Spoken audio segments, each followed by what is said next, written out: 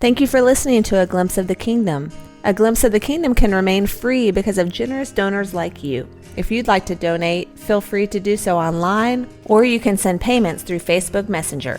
Don't forget to tell your friends about it so that they can enjoy this ministry as well. Be sure to subscribe so that you don't miss any podcasts. You can listen to my daddy every single day, like in the gym, in the car, or just at home. Glimpse of the Kingdom is awesome! Here's what I'm thinking, and I'll tell you what I'm very scared of. What I'm thinking is, in the next, say, 6 to 8 weeks, however long it takes us to about early mid-December, so 6 to 8 weeks, we could do this for the next, at least that long.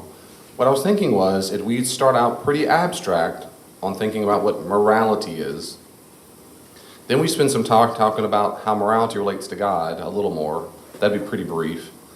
And then how morality relates to Christianity. And then at the very end, bring up some ethical issues brought up in the New Testament, like women should cover their hair. Women should not longer teach in church. What about sins? What's the nature of morality in the biblical text? That's the 3 stages where I'm heading. Big abstract down to real practical relevant for the Christian life. What makes me scared is several things, while I'm up here confessing, just me and the world on the internet, is I've never taught this class at a church. I've only taught it when it was straight up lecture and I had 3 or 4 months to teach it. So I've never done it this way. And that's one thing which means I'm not sure how to do this in a way that tries to keep you all engaged. Which leads to my second point. I'm real scared I'm going to scare you all off tonight because it's the most abstract. And not everyone thinks abstractly. And if you can, not everyone wants to think abstractly. They want to talk about how to build things or use their hands or concrete objects. And in other people, this is also very common in church, is you don't like talking about abstract. Most people want to talk about how does this help me in the daily life out there live like Jesus? And so it just ticks them off, makes them frustrated. Well, how does this help me be like Jesus? And they get mad about it. And they do that about Trinity. They do it about everything else that we talk about, and the vast subject of God. They usually get these kind of people get very frustrated if it doesn't help me leave this room learning how to read my Bible or be a quote-unquote good person. Well, to you, I'm concerned if you're that kind of person, especially online, listen to the podcast, my concern is I'll lose you immediately. To those, I'd say hopefully is maybe you can stick around toward the end of the study where I get a lot more practical. So I'm just being honest with you. I've not taught this in church before. I'm concerned I'm going to lose you if you don't like abstract things, and I'm concerned I'm going to lose you if you say I only really care if this isn't directly related to how I can use it in my life when I walk out the door.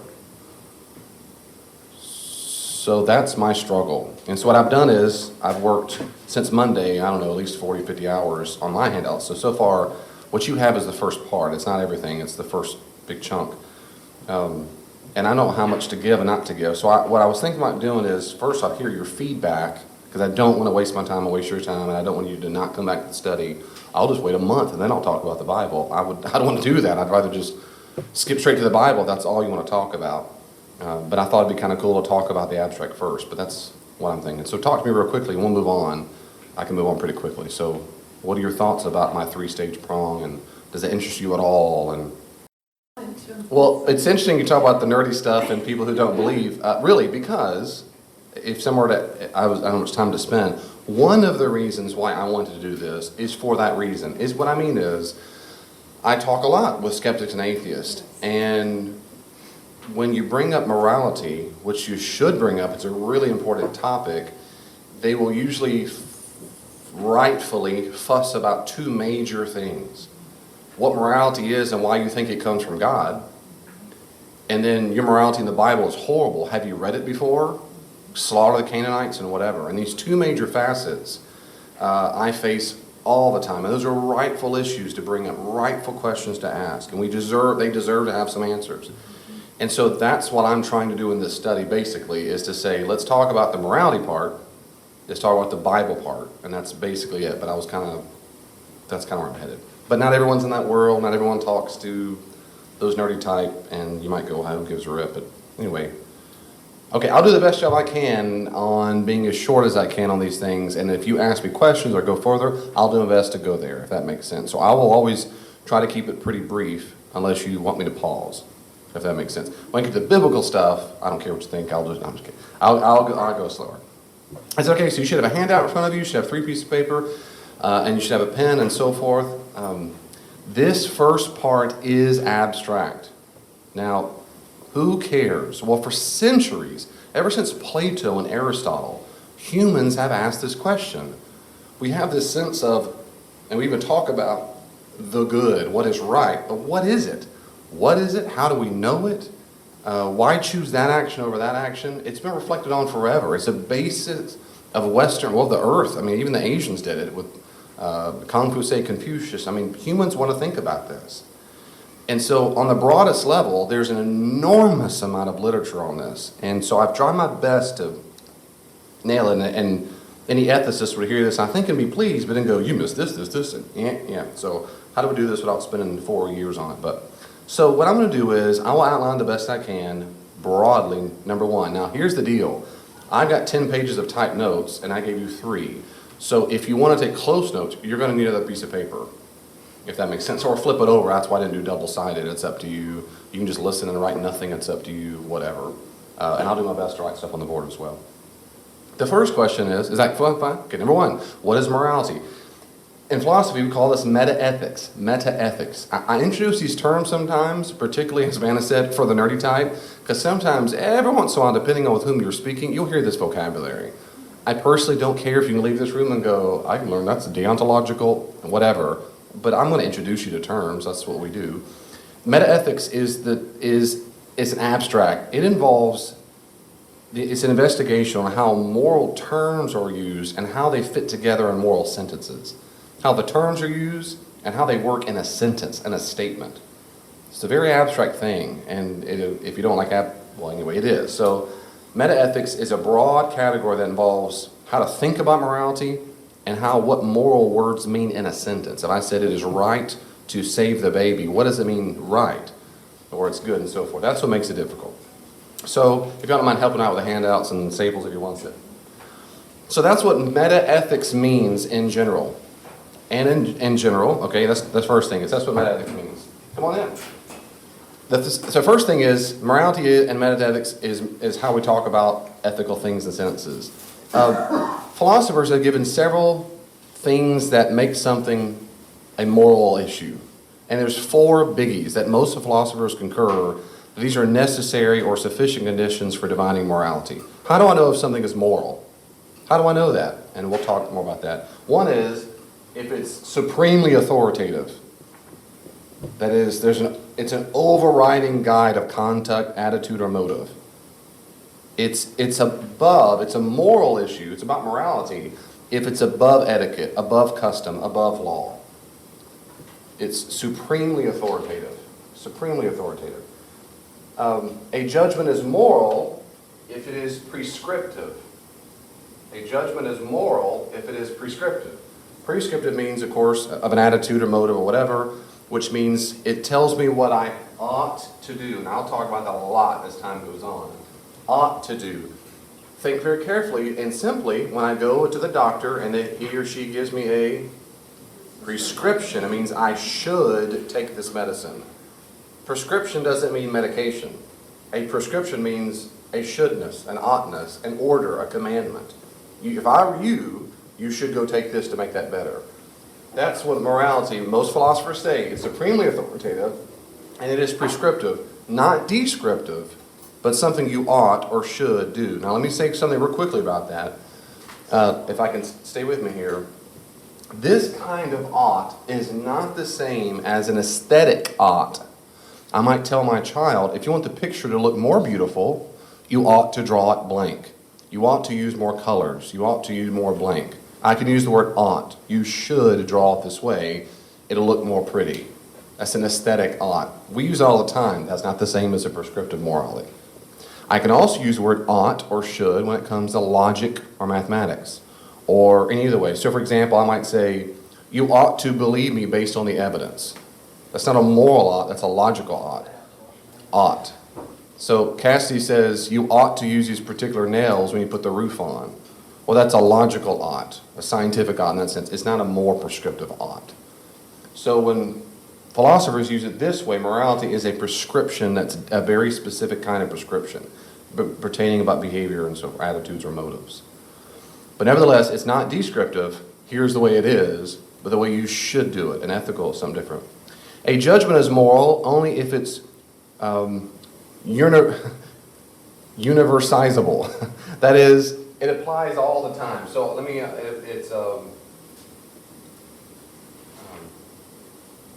I'll use equally. Equally or universally applies. Given the similar situation. So a certain act of lying may be the only way to save a life. That's different. But if everything, absent relevant features, all acts of lying are wrong. They're just wrong. That is, it equally applies whether I'm Asian, Mexican, white, rich, poor. It's just wrong. Now, the actual circumstance might change things, and we'll talk a lot about that later. Right now, I'm just trying to make sure you understand, most philosophers think something is moral is if it's not some really simple conditional thing, but that in general it's universal, that around the globe most people would consider it, yeah, that's wrong or that's right. The fourth thing and final thing is this. Most people say it's a judgment is moral only if it makes reference to proper human flourishing, human dignity, the welfare of others, the prevention of harm, provision of benefit. That is, in general, humans flourish. Humans flourish. And that's key because most philosophers, not all, I always say that qualitative, most philosophers concur that morality has to do with humans. For example, I'll say it this way. At home, we have a new puppy. He's now almost 3 or 4 months old, whatever it is, whenever we went to the place out to the festival. And we put down 2 bowls of food sometimes, one for him, one for Lego, and for Bear and for Lego. And then if Bear goes and takes Lego's food, he didn't steal it. He didn't steal the food. He's a dog, his instinct, he smells it, time to eat. And his instinct tells him, eat all of it's in front of me and block Lego, so it's more for me. I'm sure it's his instinct just tells him. Well, that's not ethical. I don't think he's stolen. I go, what a thief. Bear's a thief. Who knew? No one does that. All right, if a lion eats a gazelle, that lion's a murderer. That doesn't work in the animal kingdom. That is, most philosophers forever said it doesn't count. The animal kingdom is not regulated by the moral law. It's about human flourishing. Now, what means to flourish, that's very much debated. I think it goes all the way back to Aristotle. So these are 4 features that most philosophers say, this is how we roll when it comes to morality. A judgment is moral if it's extremely authoritative.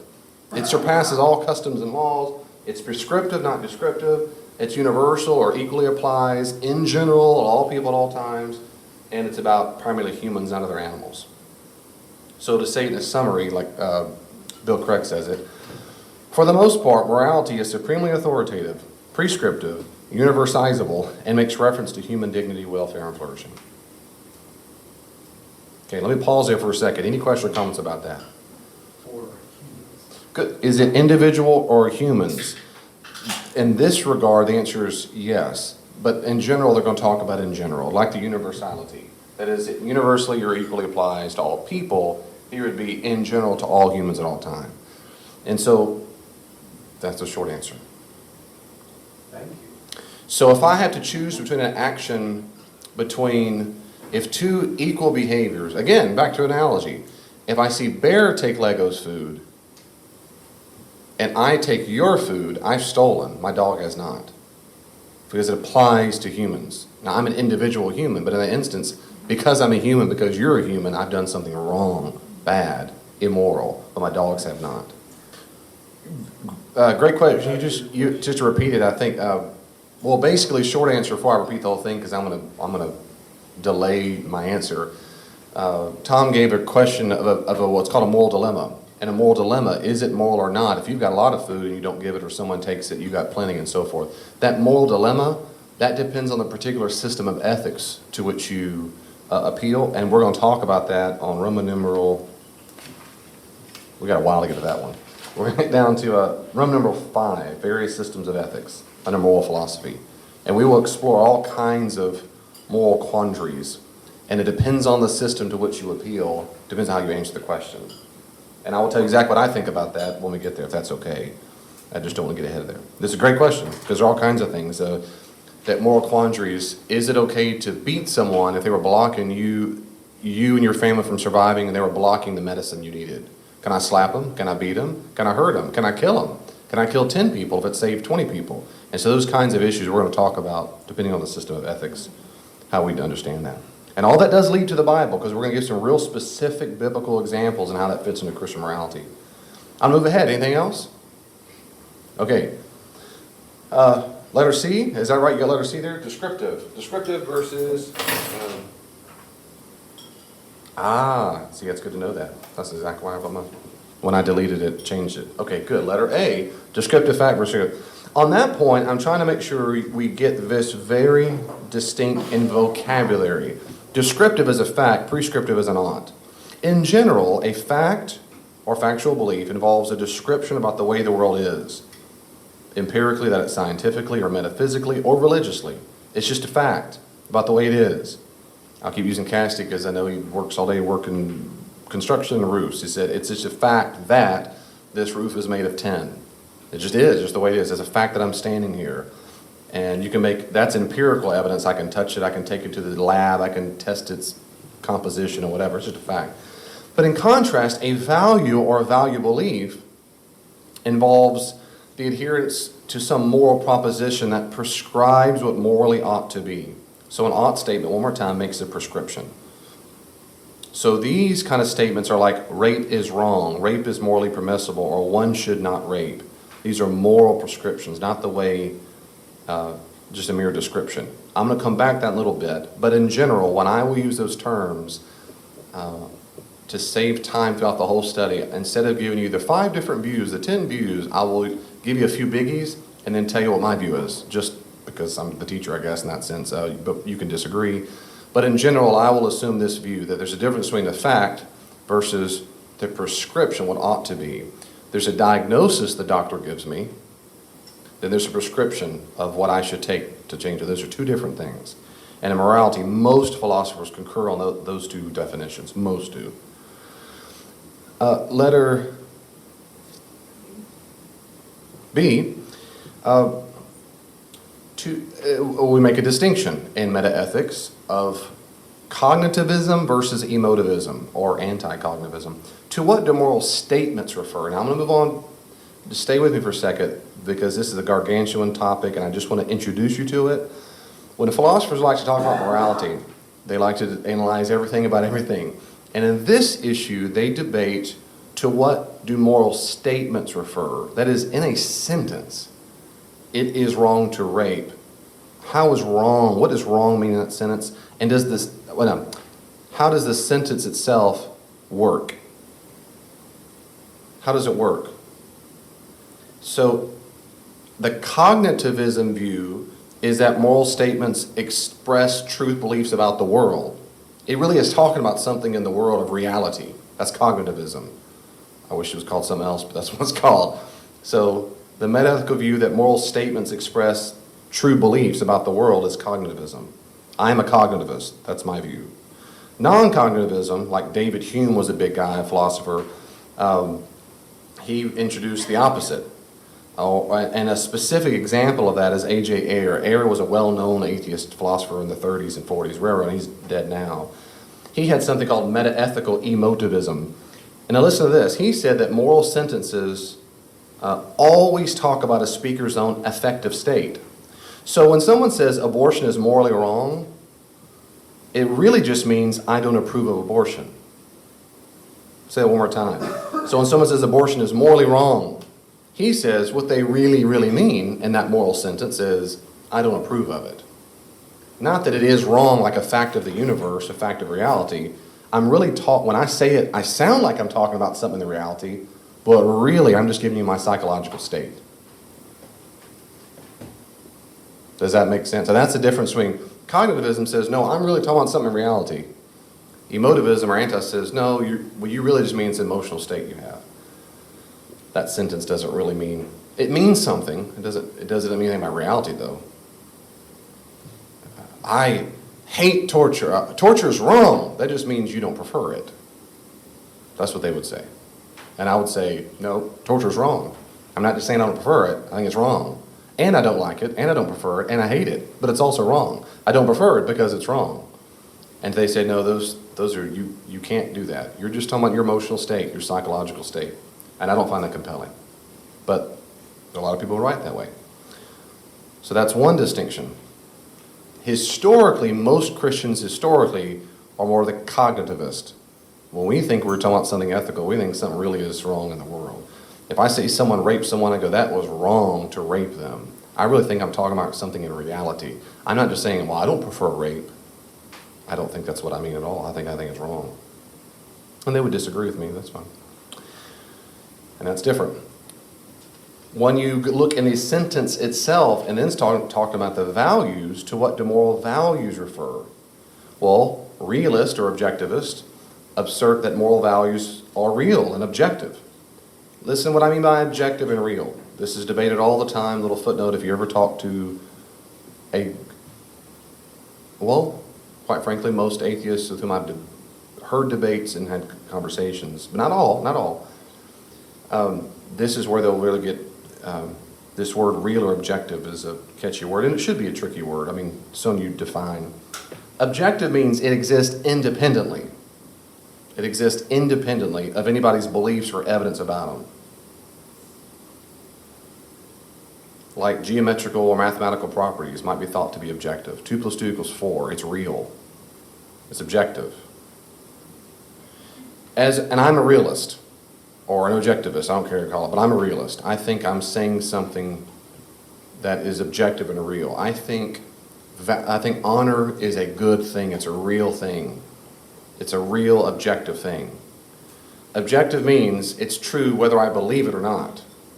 For example, I think 2 + 2 = 4 before I believed it. It was already 4. When I learned how to do mathematics of a triangle, learn 90 degrees, it was always true. They taught me about it, but I go, no, I get it, it's true. I discovered it, but it was always true. It's real, it's a fact. Does that make sense what I'm saying there? A subjectivist, the opposite, the relativist, they say, nope, there are no such thing as a belief independent facts. And then the subjectivist is going to say, oh, let me ask you this, David, as a realist, what makes it objective? If it's independent of you, what makes it objective? Is it out there in the universe? Is it past Jupiter somewhere, and you say, oh, it's out there, or is it something on Earth, and you're talking about a thing? If I say that's brown, but I'm looking at something that's brown, so that's a property. But yeah, I'm looking at a brown piece of wood. But what does it look like, David, for justice? What does justice look like? And I'll say, no, it doesn't look like something. So people who hold a realist view like I do, they have to give the answer, what makes it objective? And they always have one of two reasons, one of two sources. And I'll talk a lot more about this later on, but to go that way now, what makes it objective? I don't think it's a piece of wood. I don't think I can see it. But then in what way is it real if I don't see it or test it or whatever? It either has to go back to some kind of absolute standard, some absolute transcendent standard, or to use my term, and everyone's term, God, or it exists, as Plato said, and that's why we call this Platonism, and that is things like justice and truth and beauty and love. These things really are real things, abstract objects floating in reality. Not so much floating in space, but they're just out there independently on their own. And there are Platonists in the world. Plato argued this, and today there are moral philosophers and Platonists. I don't find Platonism convincing, and I'll go there later on. But all that to say, I do think it's objective. Just because I think it's objective doesn't mean I have to have a thing that I'm describing the property. But I do think I'm talking about something that's real or objective. And to me, the same analogy is with mathematics. I think 2 + 2 = 4 is real and objective, regardless if I'm Asian, African, from Antarctica. It's just the way it is. Just like with moral values, the analogy that people use all the time in philosophy, if Hitler had won the war and had killed all the Jews and kept killing and just committed complete genocide and it worked and he won, and Germany and the new Reich ruled forever, and it's still a government. As a realist, I would say it's still wrong that you committed genocide. What if Hitler that the Nazis convinced all humans it was good to do this, it would still be wrong that they committed genocide. Their overwhelming belief, in my opinion, was I would say it's just still wrong. I don't need them to believe it for it to be wrong. Because it's real, it's objective, it's beyond human, it's just beyond it. And some of these analogies I might have to use more than once, so bear with me, maybe that'll help though. For example, to use World War II, at the Nuremberg trials, when they were trying the Nazi leaders who were left over, the primary area of defense that they used over and over and over, the German lawyers did for the German soldiers, the commanders and so forth, was, of course, they were just following orders. And so they were being loyal and having integrity and so forth. They were being honorable by doing exactly what their commanding officers told them to do. What do you expect from me? I couldn't just disobey them. I'm in the military and so forth. We obeyed the law as we understood it. And in general, of course, the response back to that is, there's a law above the law. There's a moral law above the law of your commanding officer in the military and above your own culture and above your own government. And you broke it. And that's how they got condemned. Well, today, with relativism and subjectivists, that was, quite frankly, they say that's stupid. There's no such thing as a law above that. That Hitler and the Nazis were perfectly okay to do what it is, because from their perspective, from their person dependent, they were fine with doing that. It was true to them. It was good for them. It was right to them to do it. And if you haven't seen this already, if you ever met a relativist, I've never met a real good relativist. People will talk like they're relativists, but that's just silly. But the way to test that is find something they really care about, and then say you did something horrible about it and watch the face turn red. Versus going, they don't go, well, that's your view. They get mad, or talk about it. Isn't it so good the people can't marry whoever they want to marry? Isn't it good we just lock down that marriage, man and woman or whatever? Instead of them going, you can have your you and I have mine, it makes them mad. It's unjust. It's not right. They're not relativist. But most relativists will talk that way and act that way because what they really want is not you to judge them, to tell them they're wrong. But nevertheless, they do try to act that way. But so they would say, to what do moral values refer? They would say a personal, person-dependent view of something. And I'm not that way. I'm a realist. I think that moral values are objective, not subjective. You might be thinking, David, what about all the differences in the world? We're going to talk about the differences in moral. We're going to talk about that. So, metaethical realism, and that's letters B and C. B and C are different because B is about moral statements about things, sentences. C is about the values themselves. I believe in justice. I think justice is right. I'm an idealist. It's objectively right. If I'm Asian, Chinese, what doesn't matter? It's right. I'm a realist. Subjectivist says, no, there's no such thing as objective right. You think it's right. Good for you. Pat me on the head. And you think that because it's either evolution or culture or whatever. We'll talk about that. Okay, this last thing, and then I'll pause. Morality. I brought this in there because in my mind, this is one of the most confused parts about moral discussion amongst Christians and atheists that I've ever had. So I want to put it up early on in the discussion because at some point you're going to ask me or be in the back of your mind being confused or whatever it is. There's a difference between morality and social etiquette and law. And I hear this, being kind about it, this is confused, blurred all the time amongst well-intentioned Christians.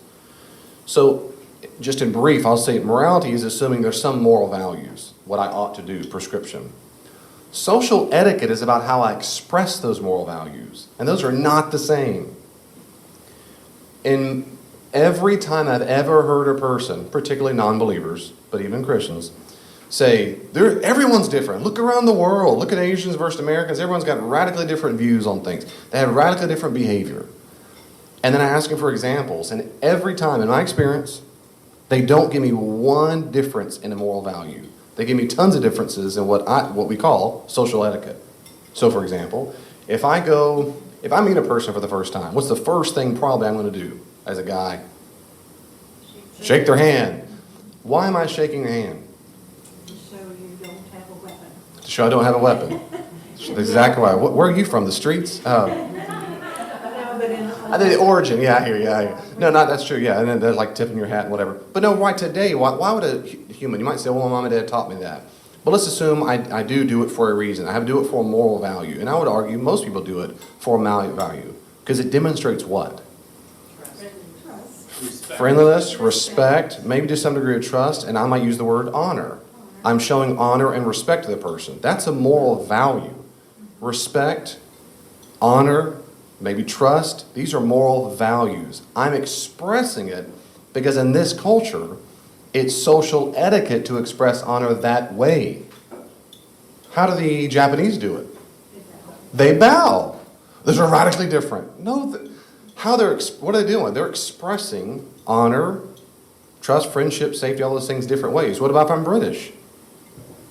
If I'm British, I might do what? Tip your hat, or if I greet a person, they typically do what? Kiss on each cheek. Unless you're in Hollywood in America, that's the only ones who do it there. But most people in America don't do that. But British do. But they're doing the same thing. And over and over and over again, when I meet people just confused, if you think for a second about what you see as different behavior, beneath it is a moral value, and you go, oh, I agree with that completely. You might think this is, and you bring up some crazy example about was in New Guinea, where somewhere it was now, where they exposed the elderly to die. Well, they did research on that, and realized it's because the elderly wish for it, it's an honorable death, and on it went. Well, those are valuable things, and I go, well, I agree with every one of those valuable things. C.S. Lewis, and then I was going to put another one, social etiquette versus fact. And I should have done that maybe too. C.S. Lewis gives an analogy of the witch trials. Well, see, we've evolved so much. They used to kill witches. He said, well, wait a second. If our culture really thought there really were people who sold their souls to Satan and could at moment's word or cast a spell in a prison cell, kill anybody they wanted, wouldn't the right thing be to do to end their lives, to save all the people they were going to kill? Isn't it morally right to end their lives to save hundreds or thousands of people? The answer is, yeah, it is. Well, we don't believe in the fact that witches can do that, so we don't do that anymore. But if we thought that, we'd do it. That'd be on the books, guarantee it, Constitution. Found another one, wrap them up. They are a danger to society. We lock up in the deepest, dark parts of a prison pedophiles as if they're like a witch, or the murderers, or the death row. We get the worst of the worst because we think they're a danger to society. So our facts are different, but we have the same value as they did. Another big distinction is versus the law. The law oftentimes legislates morality, yes, but not everything that's illegal is immoral. It's not. It is not a moral issue upon which side of the road you drive. We drive on the right, British drive on the left. Who gives a rip? That's not a moral issue, but it is illegal if I go through and drive on the left side of the road. Right side of the road, yeah, right side. And dangerous. Well, Dave, it's dangerous, but it's illegal. I will get a ticket. And I get a ticket for not wearing a seatbelt. That's the dumbest thing. That's crazy, sorry. I don't get a ticket for not brushing my teeth at night. But anyway, I understand if people are driving over the speed limit. Well, they shouldn't do that and so forth. But the should part is not moral, it's just law. And most of the time, Christians I've heard is say, well, we shouldn't do that. If it's a moral issue, and all of a sudden they bring out the law and say, well, it's illegal anyway. And the real danger, there's two big problems with that. One is the law does not dictate what is moral. It does not. You won't find, I don't know if any major Christian philosopher at all is going to concur with that statement. They're not the same thing. You might establish laws based on moral principles. That is true. But not every law is based off of a principle of morality. Maybe a principle of safety. More people will survive more if they don't drive over a certain speed limit. Great, that's helping our survival and so forth. But they're not the same thing. The second major danger, not only is it, I would argue, nonsense to believe that ethics equals law. The second and the real danger is, and I see this in reality every day on the job, basically, and that is Christians can, well, to put it bluntly, oftentimes hide behind the law. Instead of making a moral decision, you say, well, it's illegal. But as soon as it becomes legal, all of a sudden, is it moral or not? All of a sudden, it's up in the air. And so as the government goes back and forth with different decisions on all kinds of stuff, abortion, marriage, whatever the issue is, When Christians just, whatever they decide, well, it's the government, it must be whatever it is, well, it's legal, it's fine. I'm going to suggest in probably a few weeks as we really unpack the Christian worldview, I do not think for a second Christians should be falling on the tails of the government as it weaves in and out of various legal decisions. Let them make their law decisions. We hope they are just. We hope they're honorable. We hope they support Christian values. But we don't determine what is moral based on what they determine as law. They're not the same thing. They've never been in the history of Christianity. Though, I'll say it one more time, I'm trying to be as clear as I can, the government often tries to legislate moral issues. They will form laws based on values, and that's fine. And Christians, I would argue, should be in the midst of trying to help form their values so they make laws based off of righteous values. I think we should be in that game. But that's not to say that every law, therefore, is the moral thing to do. If the government told us to go kill people, for no justifiable right, we just don't like people in Kansas. And so we need to join the army to go kill them. We say, I don't care. It's the law. You'll be arrested if you don't go kill the Kansans. I don't care. It's not a law to go enslave people again. It all came back. I don't care. Sign me up. I'm going to jail. I'm not going to sign up. I'm going to do it. Well, I'll conscript you. I'm running. I'm not going to do it. It's the law, David. You got to obey it. Now you bring up Romans 13 about Paul saying obey authority. We'll talk about that later. We'll talk about that. So morality is not the same as social etiquette. It's not the same as law. By the way, a little nerd talk. This is kind of fun. Think about all the things you do in social etiquette along the way, and think about why you do it. You might do it only because you were taught. I got it. So I say sir and ma'am. I still do. I was raised from the South. My parents, you said it. And so it was ingrained in me. Why do we say that? And my mom and dad would say, because what? The respect, sign of respect. That's a moral value. Well, I agree that respect is a moral value. And I'm fine that in the social etiquette rules, that counts. If they said, well, you slap them, I thought, that sounds kind of funny, or why would I do that? No, I say, sir or ma'am, if that's all it takes to show respect, I'll do it. And so now when someone doesn't do it to me, like my own children, guess what I feel or hear inside? You don't respect, it's disrespectful. Well, it doesn't mean they disrespect me. It means they're not expressing respect that way. Do you see the difference? And the older generation, I won't look at anybody over here on the left side, but Tom and others, older, not really, seriously, the older generation, if you didn't say it, you were being disrespectful, because in their mind, one of the main ways you showed respect was you had to say sir or ma'am. Kids didn't talk unless you were talked to. You didn't sit at the table with them and so forth. But again, the social etiquette has changed over time. What women can wear. They're trying to show the value of what? Modesty. But what is considered modesty is radically different depending on the culture you're in. Radically different. Okay, but they're all trying to demonstrate modesty, which is a moral value. Cultures can decide what counts to express it.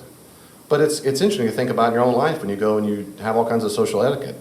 If you stand up when a female comes in the room or sit down. I almost always open my wife's door of the car and the truck. Almost always, outside of certain times. There's all kinds of things I do. But what's happened when I just studied this years ago, it changed my life because I realized I want everything I do, if I can, be based on moral value, so that I know why I'm doing it. And if I'm not going to express it that way, how else am I going to express it? Find some other way that would express to the person. I honor, I cherish them, I whatever.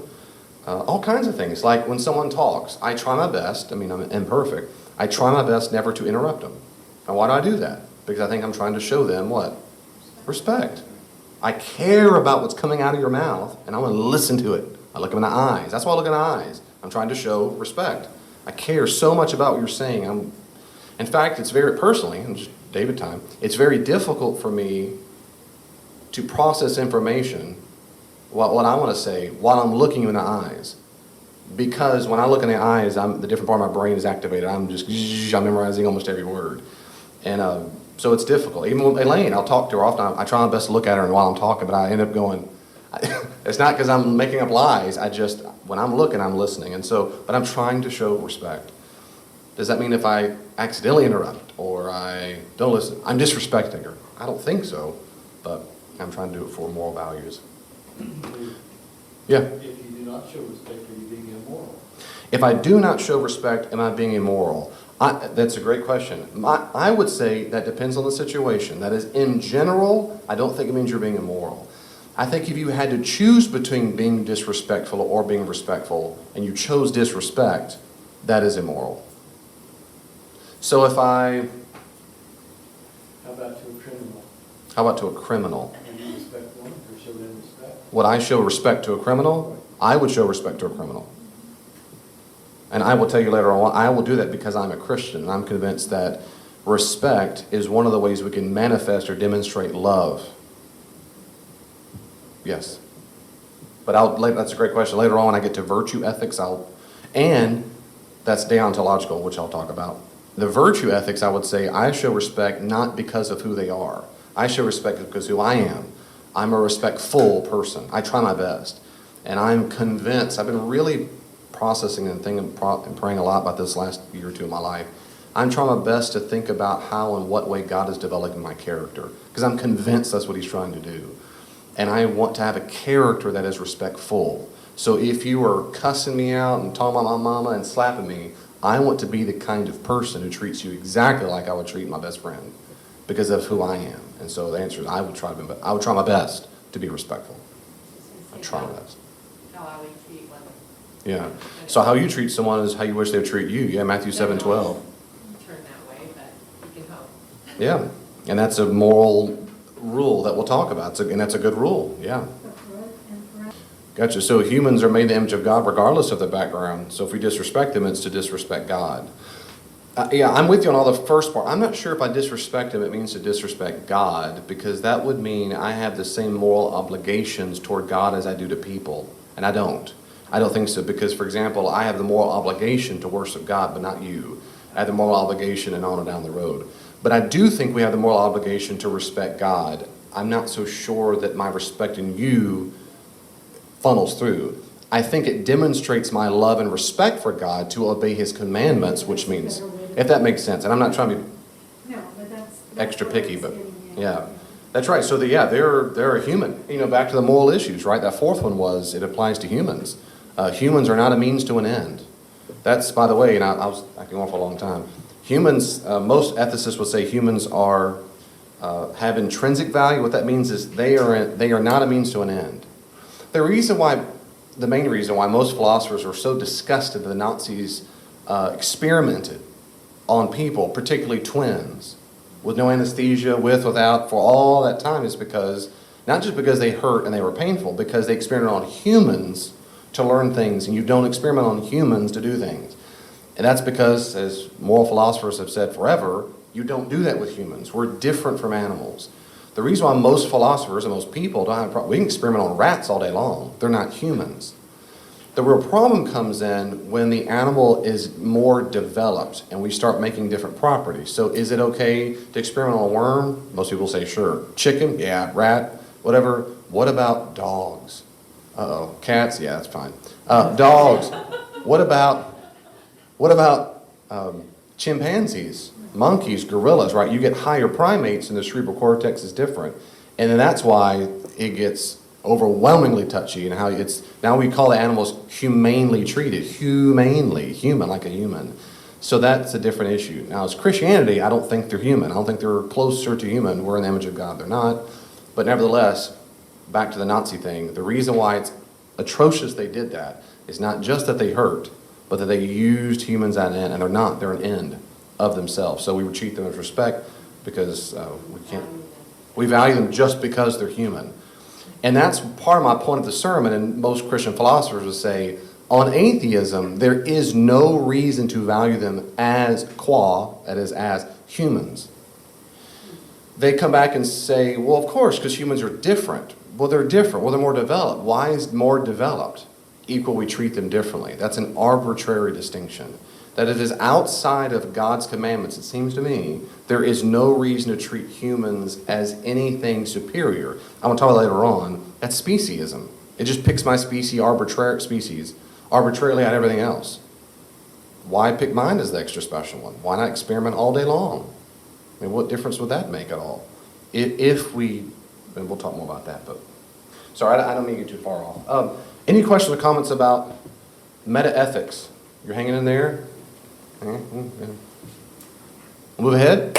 All right, number 2. How do we learn what is good? This is called moral epistemology. Epistemology, from the Greek word for knowledge or knowing. The study of knowing. How do we learn what is good? How do we learn it? This is real simple. I mean, it's a big topic. I'm going to give you down in one sentence. I'm going to make it real simple because what I find most compelling. We are either taught moral values or we discover them. We either taught it or we caught it. Period. It's taught or caught. Taught, you can say discover, or a word I'm going to use often because it's a little more technical. That is, you can apprehend. We apprehend moral values. 1, 2. And a great analogy to either being taught it or caught it is math. For all you math nerds, yay! But if you're not a math nerd, it's the same thing. I'm either taught 2 plus 2 equals 4, as I was, or I reflect on it and apprehend it does equal 4. A squared plus b squared does equal c squared. Can we remember your Pythagorean theorem? Thank you for that. Yeah, that's right, good. So I'm either taught it or it's apprehended. David, that means it's relative. If I'm taught it, that means it's just a person. That's silly. No one, I used to tell my students this. People who, because of course students love to be relativistic. I would say, please, in your very next period you have math. Go, when the teacher, and you look around the room and there's different answers on the quiz and you go, see, this is exactly why we all know math is relative. It's all subjective. And the teacher goes, no, who do you think you are? You taught us this stuff. Since you taught it, it means there's nothing about this objective. Mine's just as true as yours, teacher. You put an F, you're just being mean. Well, that's silly. I mean, that's just silly. We learn more about math, I don't, I'm not a mathematician in the least bit. But mathematicians and humans learn more about mathematics as time goes on. Pure abstract mathematicians sit around and think about math all the time. And they go, did you know, we just discovered something. If you put this, x squared, blah, blah, the next day, here's another one, write a paper. And they keep discovering more. They're not making it up, they are discovering it like you discover a planet. It's objective, it's out there. They go, did you know? No, we didn't know. Well, let me teach you. That doesn't make it relative, it means you go, now I see it. And then other brilliant mathematicians go, you're right. It was there all along and I couldn't figure it out. Well, how do we learn what is good? This moral epistemology, we either taught it or we apprehend it, or we discover it. Taught or caught. I'm going to move on. Anything else? So anytime anybody ever says, well, you think that's good, you Christians think that's good, of course you think that. That's because you grew up there and your parents taught you. That's moral epistemology. They taught you. You get that from evolution. That's epistemology, or we'll talk more about that in a second. Well, if I say it's apprehended, it's caught, how do we do that? I'll leave that there for a second. How do we do that? So how do we apprehend, or how do we catch morality? How do we discover and so forth? Well, first off, some deny it. There are theories that absolutely deny that we can apprehend morality. And there's all kinds of titles for these kinds of belief systems. And they really do. They'll say you cannot apprehend morality. You don't discover it. You might teach it, but that's just because your culture makes junk up, like social etiquette. But it's not real. You don't discover it. It's just something advanced primates pass down over time, but that's all it is.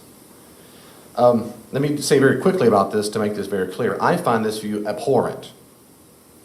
I think it's horrible. I think it's disgusting.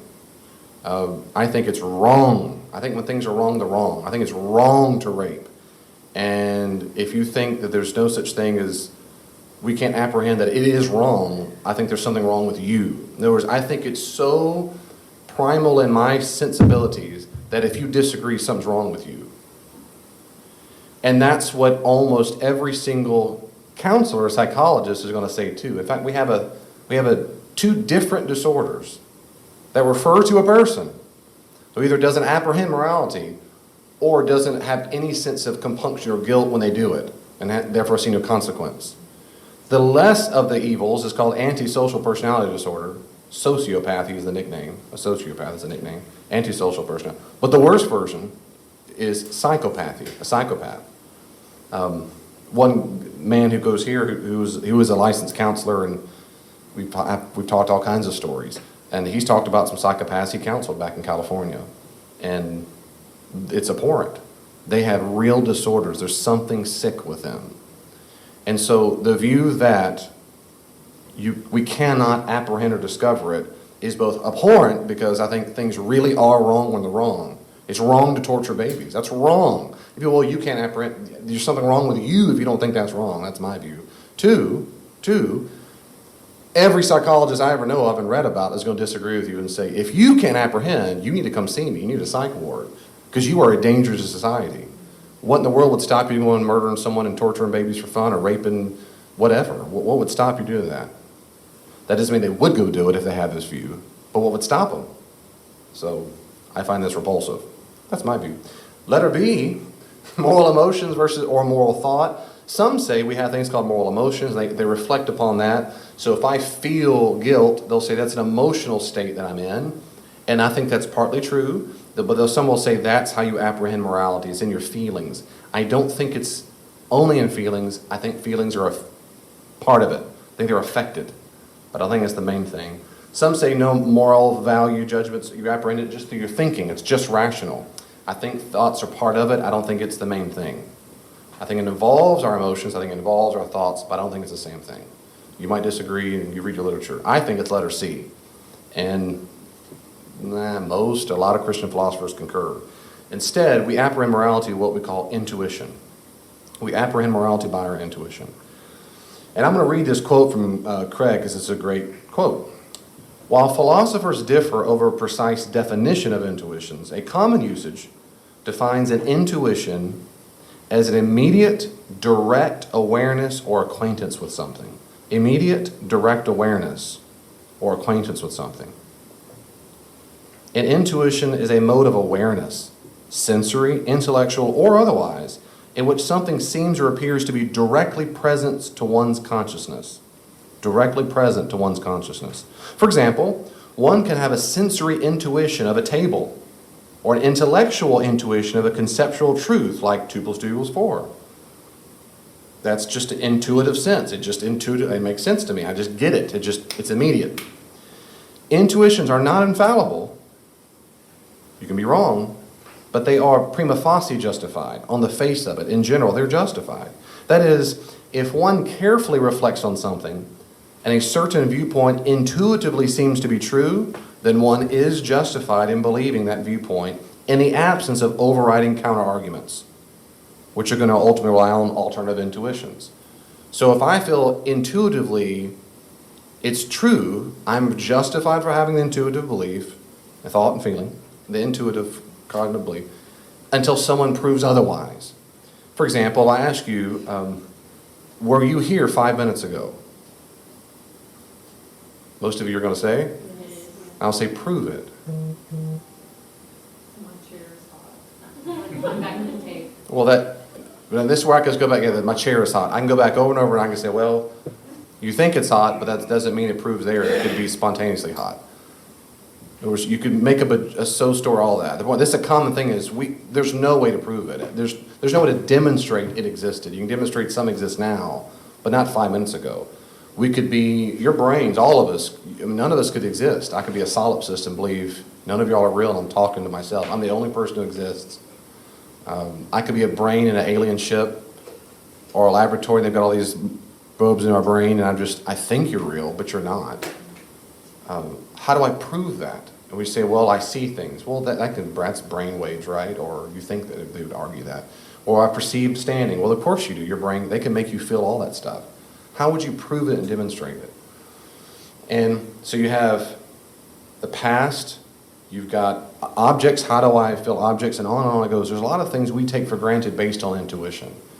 And that's just the way it has to be. And so if you distrust moral intuitions, this is the key. If you say, poo-poo on that, there's no such thing as moral intuitions, my next question would be so that means I can't trust any other intuitions, right? At all? That to me seems to be demonstrably false. Because I'll turn around and say, prove to me 5 minutes ago or 100 years ago. And well, those books, the books don't prove it happened. They could have lied about that, and on it goes. There's no way. So we just have intuitive belief. So David, how do you apprehend that rape is wrong? I just stinking know it. I just know it. I just know it. I don't have to go to a laboratory. I don't have to read a book for it. I just know it. My intuition tells me it's just wrong. Why do you think it's wrong to steal something? If someone cuts me off in the traffic, or they get in front of the line in front of the cider fest or whatever, and I go, something instantly goes, ugh. Davis, because all these years of evolution, I'll tell you that's nonsense. But something tells me immediately what they did is wrong. Not just social convention, but it's wrong to do that. It's wrong to steal. But when my dog does it, I don't go, ugh, though you do it. Or if I did it to you. C.S. Lewis gives an example. If, he's on the bus system. But let's say you're on a train or something, and someone, you've tripped over someone's foot. I'm tripping over David's foot here. Those size 12s or 10, 11, 12, 13s. 13s. 13. Yeah. I trip over those 13s, and I go, oh, and I look at you go, I'm sorry. It's an accident. I'm not mad at all. He didn't violate any kind of moral law. But if I do for a second, that caused, let's say I do it again, but he trips me on purpose, and the same amount of pain and suffering comes out of it. Say I break my arm and throw both examples. The first example, nothing wrong has been done. The second example, something very wrong has been done. It's not fair. It's unjust that he did that to me. So one, he should repent. The other one, he should not. So they're very different concepts. Now, how do I know that? I know it immediately. I can just instinctively know the difference based on motivation. It's an intuitive sense. And I think we all know it, and everybody knows. Everyone assumes it. I used to tell my students, next time you go to Burger King or something, I said, what do you do when you go in there to say there's several people? What do you form? They go, well, I line. I go, what do you do? They go, I stand in line. Why do you stand in line? There's always a pause for a while. I go, why do you do that? Did they give you a contract when you walked in that told you what to do? No.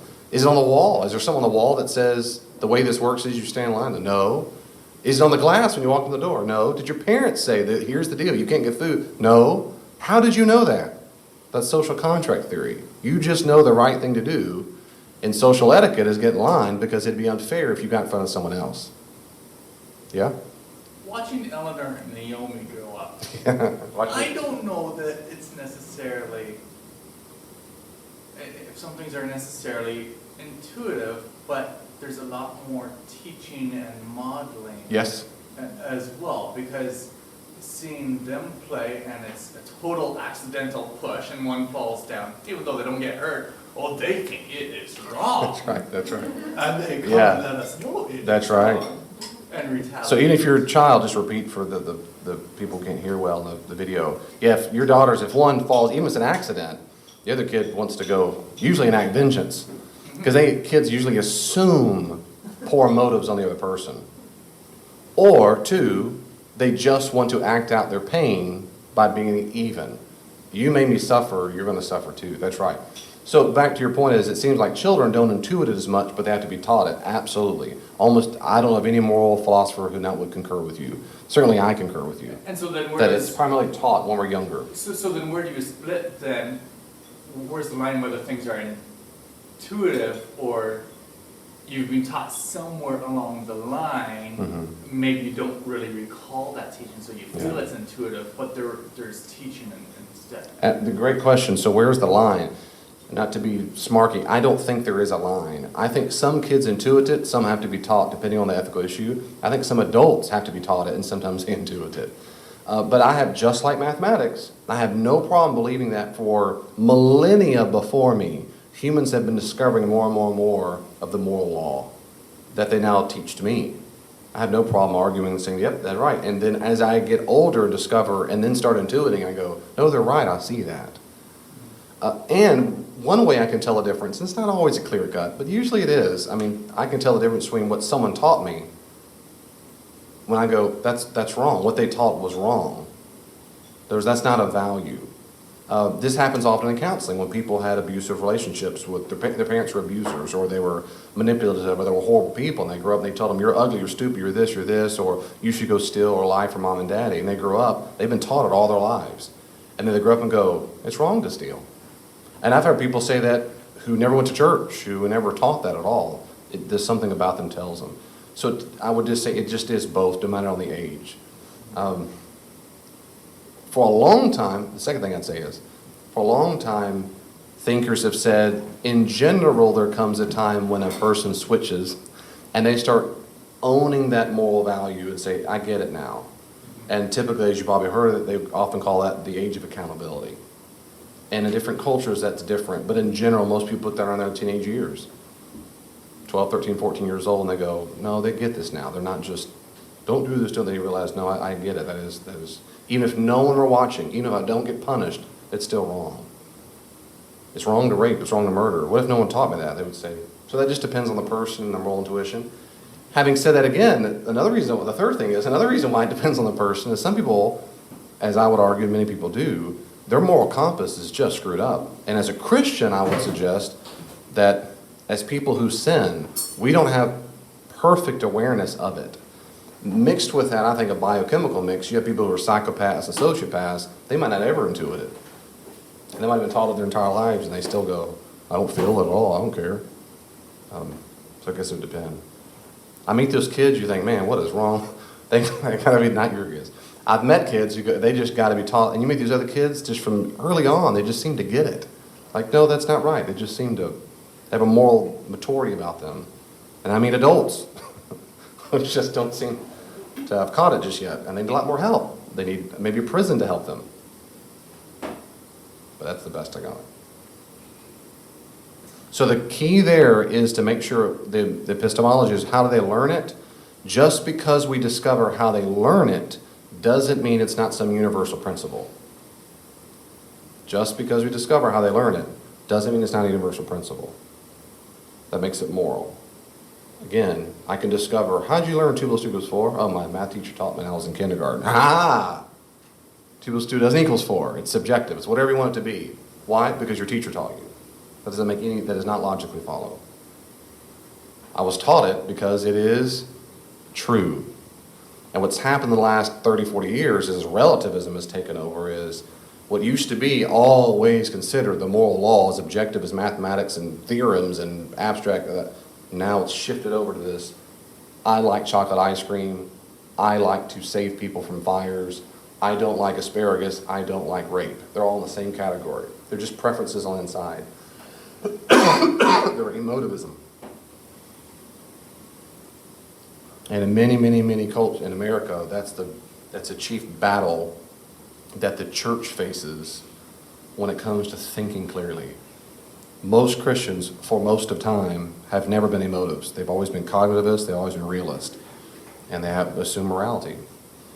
And so when we say things like, that is not good, we really think we're saying something about reality, and whether we're taught or not. Good. Anything else about that? So some deny it. I think intuition is the best way. Number 4, why be good? Because Daddy told me, because Santa Claus. Well, whatever. The answer, I'm going to give you a real short answer. The answer depends on which prescriptive ethics system you assert. That's later on in Roman numeral 7 and 8, particularly 8. So that depends. That's back to what you were saying, why be good, or what's in this, what is the good and why be good. That depends on that. And I'll talk a lot more there. What is good? This is called moral semantics. Semantics is what is good. This is for me, very difficult. I have wrestled a lot with this issue. In fact, I even emailed William Lane Craig, who's a world-renowned Christian philosopher, on this issue. He hasn't gotten back to me yet. But I emailed this exact issue. He has a question of the week, and I submitted it as a Q&A. I haven't done that yet. This is my first one, and on this very issue. I was hoping he'd get back to me before this study, but he hasn't yet. So if he responds, I'll let you know what he says. And but in general, we'll say this. I don't know if I want to go that deep with it. Descriptive versus, I have that on your handout. Descriptive versus foundational. When people talk about moral semantics, there's a what versus the why. Semantic theories are theories about what words mean. What do they mean? What does dog mean? What does cat mean? What does a sweater mean? What does everything? What does human mean? Descriptive moral semantic theories, They talk about what they mean, like good, better, right, must, ought. What do those words mean? Foundational semantic theories are theories about why words mean what they do. Or more specifically about what makes it the case that the words mean what they do. Why are they defined that way? And that's all I'm going to say about that. But those are two very different ways when moral philosophers talk about semantics. When I say, what does good mean? They'll say, what does it mean, or why is it used that way? Why does it mean what it does mean? Those are two different concepts. I'm not going to talk much about that, but I want you to introduce. That's the two big fields of semantics. You can go to your heart's desire. It's this next thing. Values versus duties. This is something that I do understand. It's the what is good. I'm going to end on that and say I don't know, but it's the values versus duties. Because this one I do get, and this is very important. This is a very important point. And you'll get this, you get it. There is a distinction, and that we should keep clear as Christians and as philosophers, we need to keep this clear. A value and a duty.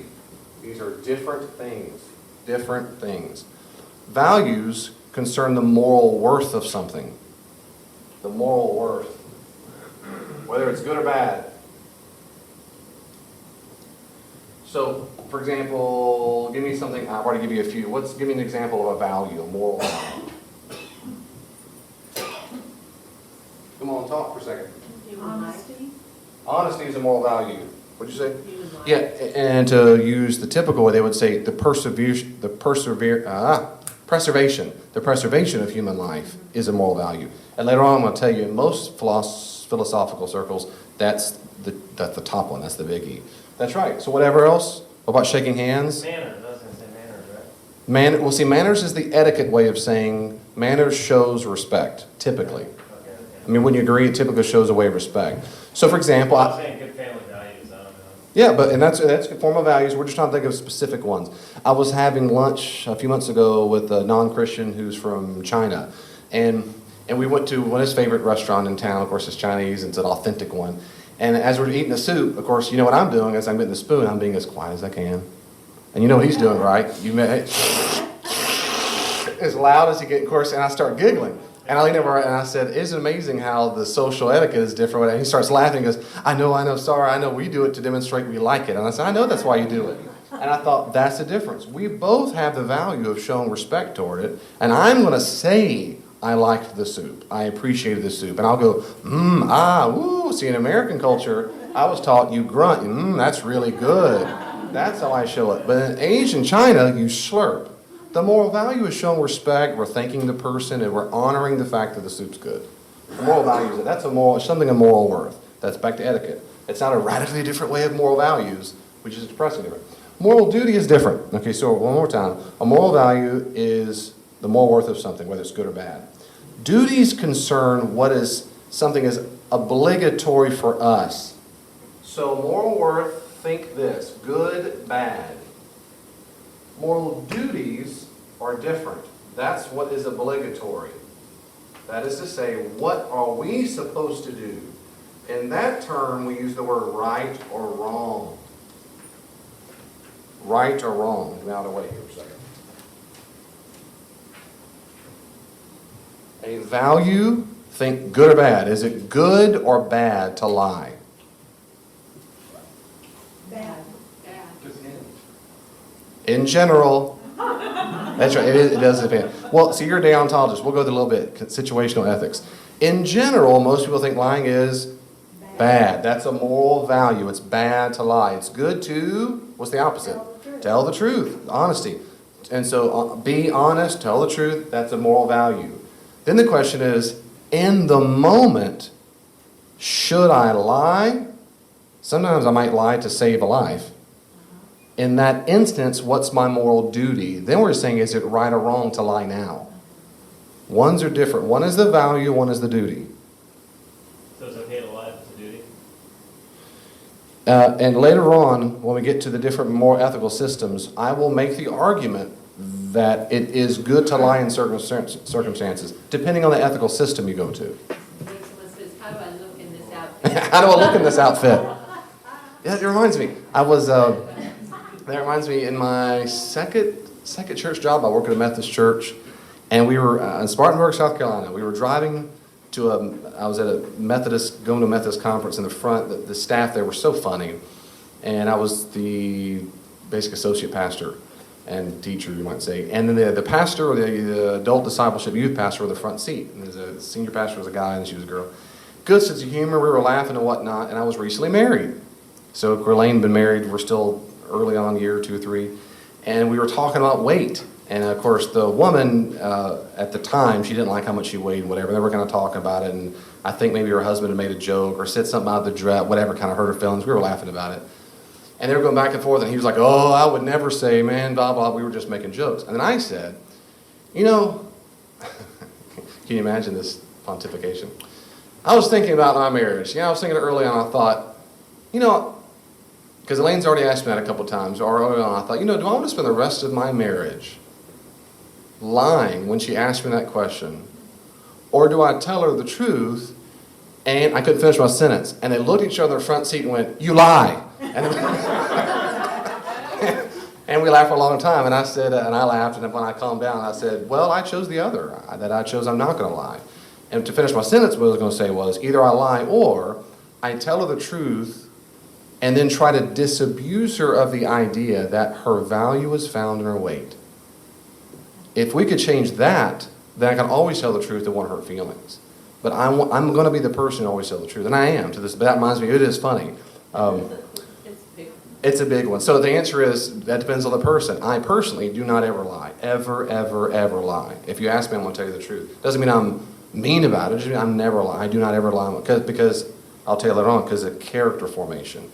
I'd rather keep my mouth shut if I think a person won't hear it, but I don't ever lie for that reason. So if someone asks you, some people say, no, David, it's better to lie because you want to help the moral value of respecting them or honor or what they'll make up some. And I'll talk about those theories later on, but I'm just kidding. Between they get older or they need help. Good. Is it a moral value or is it a moral duty to take care of your parents when they need help? That's a moral duty. Situation like that. Good. Good question. How do you distinguish between a value and duty? In the Bible. Uh-huh. That you just preached. Mm-hmm. It was like, honor your father and your mother. Mm-hmm. So even if they've just been, and this might have not, by the way, but if they have just been terrible to you all your life, and it comes to the end and they need help, do you do it because of value, because of what you know is right, or do you do it out of duty because you feel obligated? It can be both, right? Good question. So I'm repeating this so people hear it. If the end of your life, your parents have been awful your entire life, but then, and the Ten Commandments says to honor your father and mother, should we take care of them just because we're ought to or for some value? Again, that depends on the ethical system that you put into place, and later on we'll talk about that. And then how do you distinguish it? So, well, to give you a little foretaste, for those that argue that the moral duty commandment given by God becomes our duty, the people who said that now has become a rule for us and therefore we must follow it, they're called deontologists. They would say you follow it because now his moral commandment has become your duty, which now is a rule and you got to do it. You got to follow the rules. Others make different arguments. A virtue ethicist would say, does it help you form into the kind of character you're trying to be formed into? If it does help you form a character, you need to do that. You need to follow that duty. And then different people, consequentialists would say, is it better for your parents and or better for society that you do it? Utilitarian is, does it bring good on the other side of it, a consequentialist ethic? And they would say you could do yes because that would help the benefit, or no you don't because if they're murderers and their death would help society, you don't help them because the consequence. So it depends on the three major different ways of ethical systems. And we'll explore all three of those. So I don't want to give exactly what I think I would do, if that's okay yet. I'll wait for if you'll ever come back. The second thing I'd say is, how do you distinguish between a value and a duty? Values, and this is very important, and these are very good questions, I mean this. That's why I wrote the word moral up here afterwards. It's a moral value, not a value. For example, you said, because maybe I really value how much they did for me. That means you cherish it, you appreciate it, you value it in that sense. That is not the same as a moral value. It's not. And I'll prove it to you. If I gave a diamond that's a 5-pound diamond into the hands of a starving African kid in the jungle, how valuable is that diamond to that? Doesn't matter a thing. He can't eat it. He or she can't do junk with it. It is not valuable. Valuable, in that sense, is purely subjective. My dollar bill means something to me because it's assumed in the currency in the culture. But it doesn't mean something. It's a piece of cloth or paper cloth, whatever. So value in that sense is purely subjective. I value movies, but you don't have to value movies. Moral values are different. That's back to that first thing of the 4 categories. A moral value is a fact, I would argue, a fact about a statement. It is something that demonstrates moral worth of a value to which it's universally applied, it's above all laws and customs, it's applied to humans and so forth. So the moral values are things like justice, honesty, the preservation of human life, fairness, and I have a long list I'll give you later as well. Those are moral values. Respect. So if you said, I want to show that I have the moral value of respect, I want to be a respectful person, I respect my parents. How do I show them that? I might say, I will help them at the end of their life. At the end of their life, not in their life. Help them at the end of their life. Those are different things. But if you're a deontologist, which we'll talk about later, you don't need to have a moral value for why you do it. You just need a commandment or a rule. And you just follow the rules. And I'll argue later on, in parenting, virtually all parenting for childhood to a certain age is rule-based. And I argue all the time when I do parenting classes, it should be. Do not go in the street. Why, Dad? Well, I'll do it. It doesn't matter what you think. It doesn't matter if I can explain it to you. Don't do it. Period. What happens, of course, is they grow up to an age and don't get past that. And they go to church the rest of their lives and think Christianity is just about a bunch of rules, arbitrary rules. And ideally, as they get older, we're supposed to teach them, here's the moral principle behind it, or some other safety feature. Preservation of your own human life, whatever it is. So do you have to do it? That depends on the moral compulsion. Well, I will tell you my view. My view is that in that particular scenario, if parents have been whole the whole life and all of a sudden they need you, I would apply actually what I said in the sermon, which is when you can help, you do it. When you can help, you do it. I don't think we have the moral obligation to put ourselves in harm's way to destruct our own lives so that we help others. That, to me, is not at all a biblical concept, ever, at no point. In fact, for example, giving money. The Apostle Paul says explicitly to the Corinthians, I'm paraphrasing, don't get poor by giving money to the poor. Don't lose all you have. We don't put ourselves in harm's way. And people who have boundary problems and by nature are rescuers, they do this all the time. So they'll sell their land, sell their house, do everything just to help someone else. I helped a woman one time in a previous church who had no money. She needed help from the church because she gave it away so much. There were good reasons, but I kept saying, you got to stop. She goes, I just want to help. I'm glad you do. But now you can't pay your own bills. You have a power bill. You have kids to take care of. And that's how it is, in my view, with any kind of moral obligation that we have. And because I'm a Christian in virtue, ethics, and character development, I would think that the moral thing to do is not to withhold help from your parents because they were bad all their lives. Because in that sense, I'm punishing them. I was looking at the good, the bad, the right, and the wrong. So to me, they're kind of the same. They're very similar, but they're different. They are, and that's why I'm glad you brought this up. They're different. Okay. They're different. So the issue is, what's the right thing for me to do in this circumstance versus what is the value, the moral value at the time that I'm trying to uphold. And again, unfortunately, because it's like on a ball of yarn, later on I'm going to unpack this even more and we'll see the difference. So you're saying that morals are on a sliding scale? Are morals on a sliding scale? Well, depending on what the situation. The answer is yes. Yeah, and we'll talk about this later. They're called the weight of rules, not of values. They're the weight of rules. They weigh different things. They weigh different amounts. Yes, the answer is yes.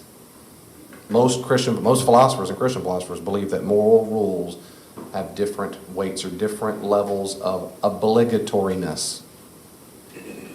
I'm more obligated to preserve human life than I am to tell the truth. I would argue that. Most people do.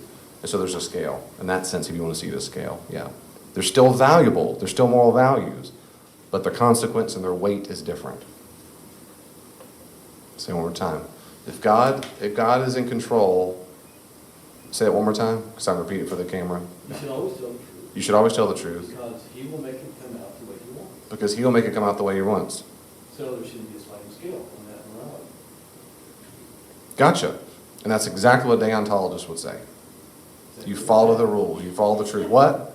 Is that good or bad? Is that good or bad? That depends on which ethical system you're in. That's right. Depends on, that's right. That's right. Depends on the, Notice he's not answering. Yeah. that's right. That's what has changed my life, because now I see, yeah. I do very much, I've already told you, I'm a realist, kind of. I think moral values are absolutely right and true. When it comes to the moral duties that we have, that's where those ethical systems come to play. And biblically, and we'll talk about this later on if you'll stay with me, the different duties, utilitarianism, rule-based, virtue-based, character-based, consequent, all these are in the Bible. All three major systems are in the biblical text, Old and New Testament. And we'll explore some of those in the biblical text. And so, I quite frankly, well, and I'll tell you, I'll tell you now, and I'll tell you a lot, I think virtue ethics is the most Christian of them. And I'll make an argument for that. Good, so moral values, moral duties. We'll come back and we're going to stop here. We'll come back there. I was going to end on this and say, I don't have a letter here because I didn't put one. What is good? I didn't answer the question. What is good? And that's what I asked Bill Craig to help me more, because it seems to me that I've heard definitions, but they're they're all problematic. What Bill Craig says, and I think some other ethicists say as well, is that goodness is, he calls it, a primitive, foundational, ultimately undefinable property. That is, you can't define it. And I think I find that compelling, but I have a problem with that, and I told him my question, if you want to know. But my question is because if you say good doesn't have it's a foundational brute fact kind of definition, a thing, that we all know what it means, but you can't define it that way, and he gives some analogies that I don't find compelling, but if it's true, then I don't know what to do with certain biblical texts.